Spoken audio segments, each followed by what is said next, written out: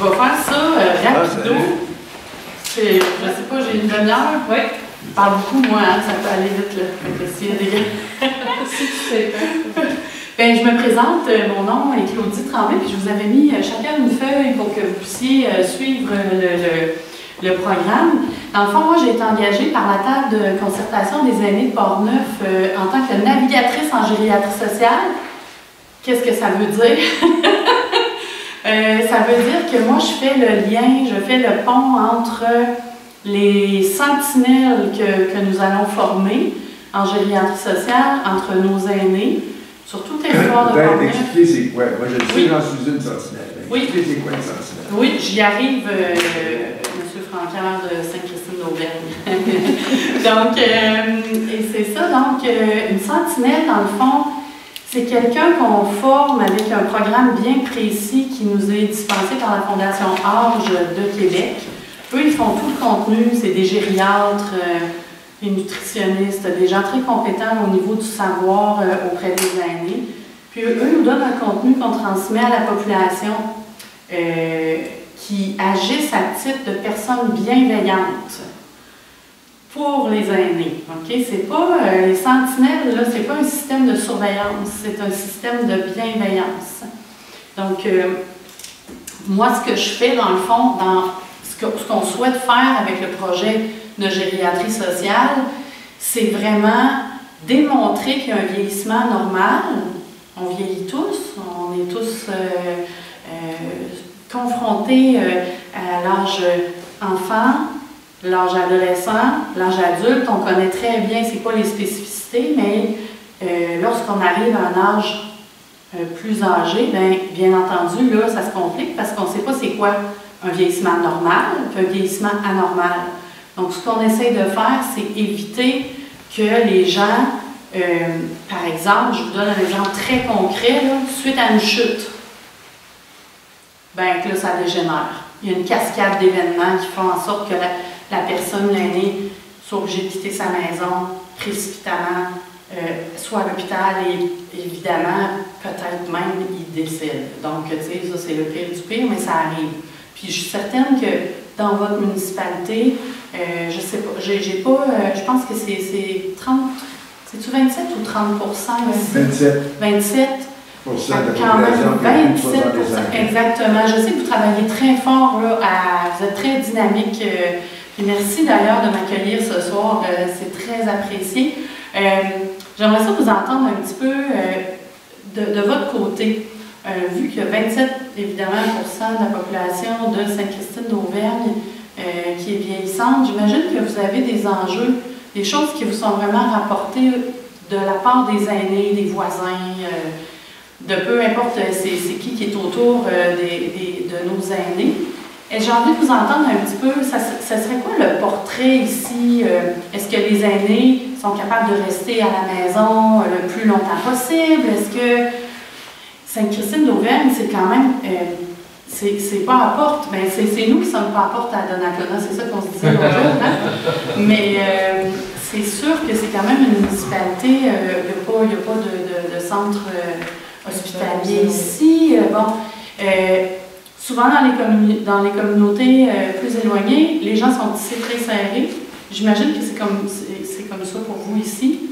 Mais j'ai envie de vous entendre, ça serait quoi pour vous les enjeux par rapport à votre municipalité? Il y a de l'entraide, oui. On voit.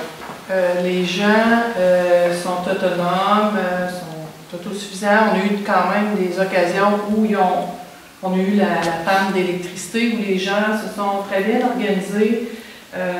Et puis, mais moi, à mon avis, ce qu'on essaie, ce qu'on fait dans nos démarches et tout ça, on essaie de mettre des structures en place pour faciliter leur vie. Mais les systèmes de santé, pour nous, en tout cas, c'était une préoccupation. Pour en faire des démarches, c'est vraiment compliqué à avoir les services parce que, comme tu disais tout à l'heure, oui, c'est Donnacona qui est loin de Sainte-Christine-d'Auvergne. Mais nous, ce qu'on nous dit, c'est qu'on est à 14 km de Saint-Marc, puis la même chose de Saint-Raymond. Ce qui complique la vie quand on veut obtenir des services. Le projet de gériatrie sociale, c'est ça qui est intéressant, c'est que c'est un projet qui est vraiment en continuité. Puis aussi, c'est un déploiement qui va se faire éventuellement, là, justement. La population ne va pas moins vieillir. C'est plutôt l'inverse. Donc, si vous autres, ici, vous êtes vraiment proactifs au niveau des mesures pour les aînés, dont les formations en gériatrie sociale, tu sais, là-dedans, je vous ai mis les objectifs, là, mais il y a toutes sortes de choses là, qui peuvent être évitées juste par un système de bienveillance entre voisins, entre amis, entre familles, là. Et puis, comment faire pour pas que les choses dégénèrent et qu'on garde notre population le plus longtemps possible active et heureuse, hein? Parce que c'est bien beau être chez nous, là, mais il faut qu'on ait une belle qualité de vie. Par exemple, le projet de Sentinelle, c'est ça que ça offre. Puis, éventuellement, il y aura d'autres gens, il y aura plus de travailleurs de milieu pour aînés, parce que là, il y a les ITMAV aussi qui font partie du projet.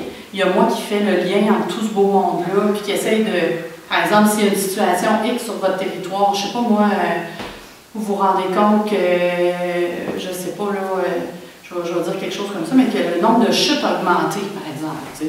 Vous essayez de trouver des solutions. C'est quoi? C'est-tu, on parle aux municipalités, c'est-tu parce que les trottoirs sont mal déneigés? C'est-tu parce que, je sais pas moi, la glace, il y a une place que c'est bon. Tu sais, c'est toutes des choses qui peuvent être travaillées en concert avec nos aînés, qui sont les principaux visés, mais aussi vous, qui prenez les décisions. Ou dire, éventuellement, il y aura peut-être une infirmière volante aussi dans le projet de gériatrie sociale. Puis ça, on se croise les doigts parce que c'est vraiment un projet qui va se réaliser. Là. Moi, je ne veux pas faire de promesses, mais c'est dans l'air. Puis ça, ça veut dire que, par exemple, si vous voyez quelque chose, puis vous êtes formé Sentinelle, moi, la formation de Sentinelle, c'est 3 heures quand moi je la donne, puis je me déplace. Là, j'ai 3 personnes inscrites ici. Oui, j'aimerais ça en avoir plus, mais en même temps, je me dis que c'est sûr que là, demain matin, ils ont repris le projet de gériatrie sociale, mais ça va être de mettre un système de bienveillance et non pas de surveillance. Parce qu'il y en a qui prennent ça très, très au sérieux, là, quand ils ont fini la formation. Là. Ils notent tout, puis donc c'est ça. Aussi, je veux vous dire qu'il y a quelque chose dans l'air qu'on a regardé qui est vraiment très intéressant. Ça a été fait à Percé,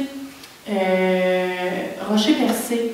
C'est un projet qui s'appelle Super Voisin, qui est un petit peu le même genre que les sentinelles, mais beaucoup moins théorique, si vous voulez. C'est vraiment un système, on est en train de regarder ça, là, Jacinthe et moi, à la table de concertation des aînés, mais je vous fais un petit survol, là, c'est quelque chose de très intéressant pour les petites municipalités, parce que ça met encore plus à profit les gens autour.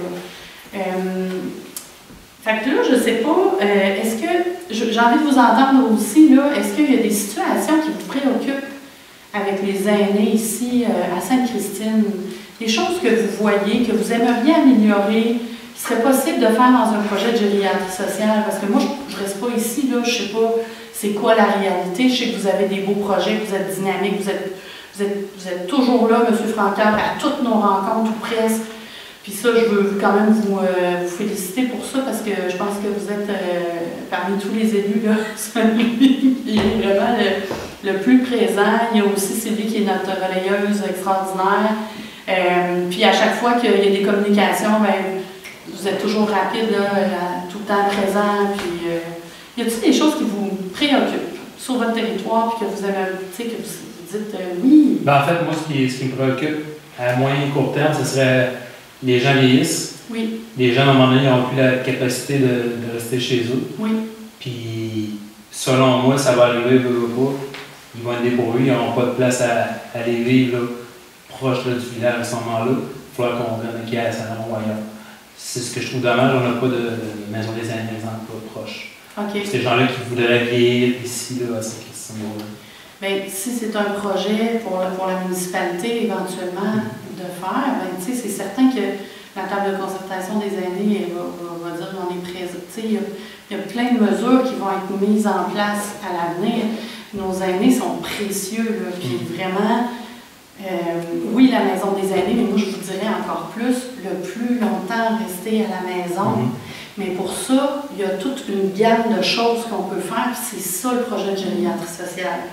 C'est d'aller voir à la maison, de voir sur le terrain, c'est quoi qui est possible de faire pour la personne qui est vieillissante, puis de mettre tout en place autour de cette personne-là pour que ce soit le plus facile pour elle.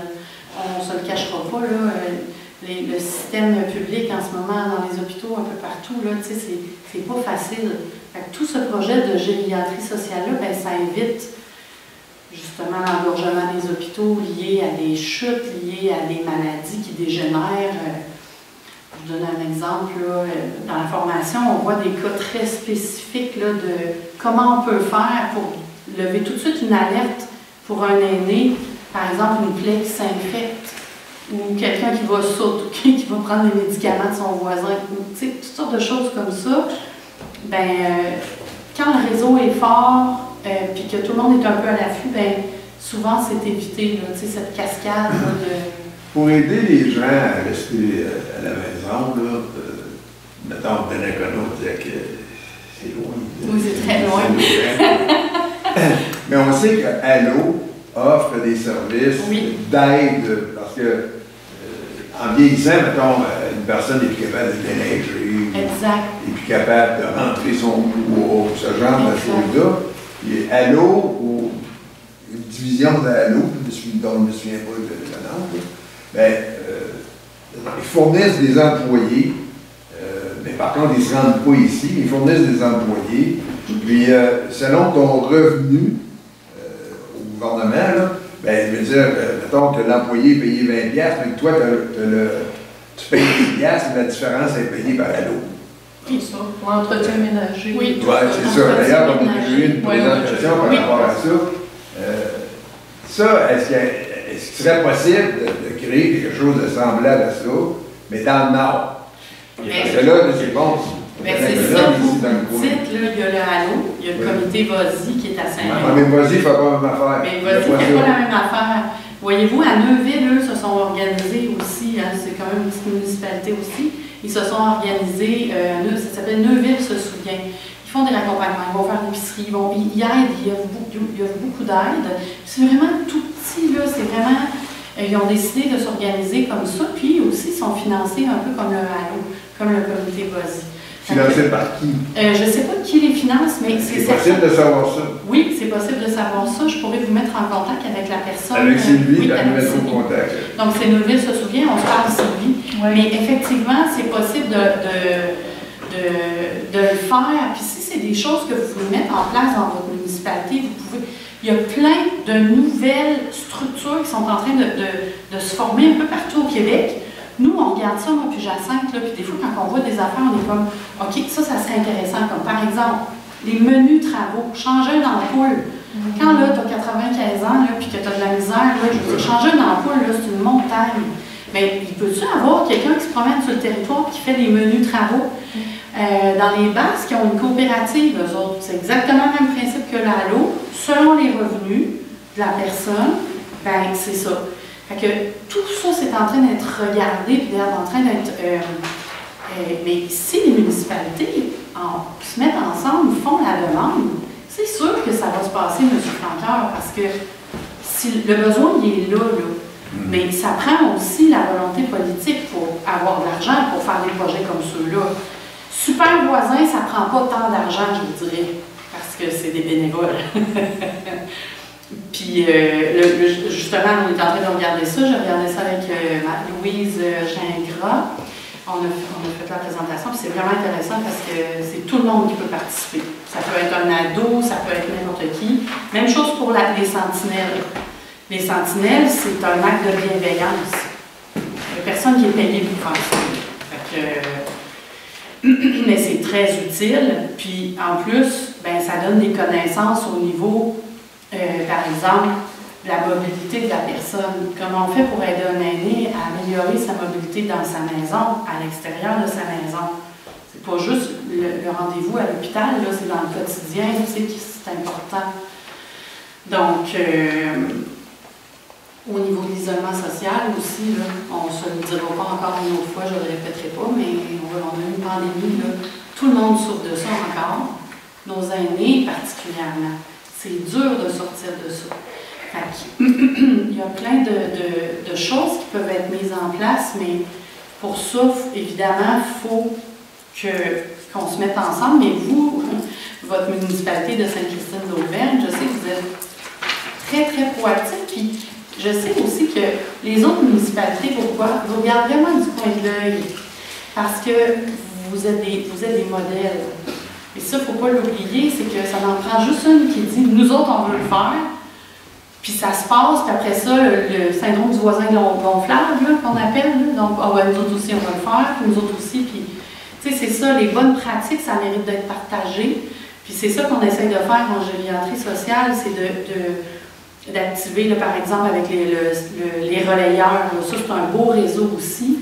Les relayeurs, explique c'est quoi aussi? Oui, je vous explique. Les relayeurs, ce sont des personnes comme Sylvie, dans le fond, on a fait un groupe de leurs relayeurs à la table de concertation des aînés pour que les relayeurs... Et ça, c'est-tu un par municipalité ou quoi? Oui, c'est une personne par municipalité, pas nécessairement un élu, mais ça peut être un élu aussi. Donc, c'est quelqu'un qui s'intéresse de près aux aînés dans sa municipalité, puis qui a un souci. Comme par exemple, je pense à Sylvie, je pense à Claude à Saint-Raymond.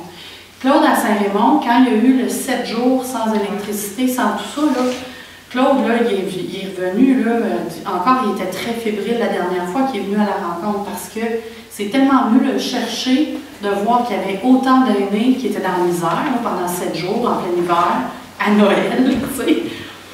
Puis là, il s'est dit, ben, tu sais, ça se peut plus, là. Qu'est-ce qu'on fait? Fait que là, tout le monde ensemble, tout le monde est assis, puis tout le monde essaie de trouver des solutions ensemble au niveau des génératrices. Là, l'autre jour, c'était les génératrices. Ça a l'air fou, mais il faut en discuter, parce que si ça survient encore, ben, une génératrice, ben, là, il y en a qui disent, ah, ben, nous autres, des Chambon, on a décidé d'acheter une mobile. Ah, on a une mobile? Ben, peut-être que vous pourriez la prêter. Tu sais, il y a tout un système comme ça qui est en train de se mettre en place, puis qui est très intéressant, en fait. Avez-vous d'autres préoccupations? Est-ce que j'ai répondu à votre question? Est-ce que je pense que le maintien à domicile, je pense qu'on va avoir de plus en plus d'intérêt pour ça, là. Parce que, bien entendu, on veut rester à domicile. En tout cas, hein? Vous me dites oui, monsieur, là. Oui. C'est ça, on veut rester à domicile. Fait que si la priorité, c'est ça, il faut s'arranger pour que nos aînés soient bien à domicile et que ça soit sécuritaire pour eux. Puis qu'il y ait tout ce qu'ils ont besoin pour le faire. Là, il y a un carnet, les pages argentées qui vont sortir bientôt.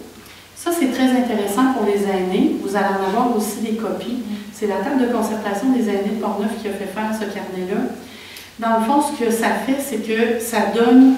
Ça s'adresse vraiment aux aînés. C'est pas écrit en petit de même, premièrement. Là. Puis, il y a des procédures. Tu sais, souvent, moi, ce que j'entends des aînés, ce qu'ils me disent, c'est ben, de n'importe qui, là. J'étais écœurée de parler à un robot quand j'appelle. Tu sais, j'étais écœurée de... Peux-tu parler à quelqu'un? Peux-tu avoir une réponse? Fait que là, on essaie d'être plus...